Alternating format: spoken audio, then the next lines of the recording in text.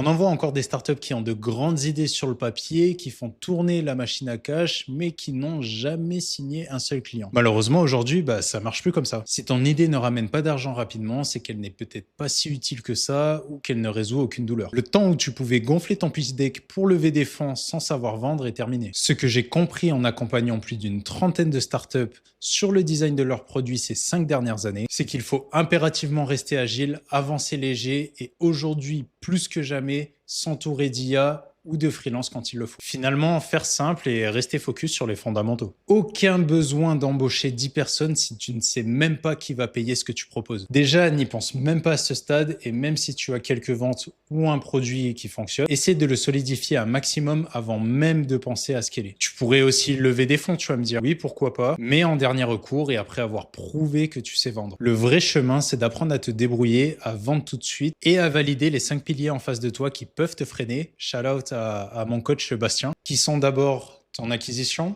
la vente, ton offre ou ton produit, ton système et opération, ta stratégie et pilotage, et en sixième, bonus, ton mindset et ton leadership. Bref, tout ça pour dire que ta roadmap, c'est pas un Notion hyper structuré, c'est les feedbacks de tes premiers clients et c'est ça ta roadmap à suivre. En fait, finalement, tout est là. Ton offre, elle doit être limpide et facile à comprendre, parler à un vrai besoin, une vraie problématique, une vraie douleur. Si tu n'arrives même pas à expliquer ton business en une phrase, recommence. Teste vite et vends avant de construire. Si ta promesse n'accroche personne, c'est pas la peine d'aller plus loin. C'est pas facile en l'état, je vous l'accorde, mais en termes d'action à mener, c'est super simple. Tu t'avances, tu t'améliores et tu gardes les pieds sur terre. On tricote son projet pas à pas, toujours dans l'idée d'être utile, d'aller droit au but et de ne jamais perdre en clarté. Si jamais tu as un produit et que tu as besoin d'une personne pour structurer ton process, designer un produit moderne et cohérent avec ton marché, avec une bonne expérience utilisateur, histoire d'attirer tes prospects ou clients avec un produit qui plaît réellement à tes utilisateurs, alors viens me contacter directement en DM sur LinkedIn. C'était Kevin, à bientôt.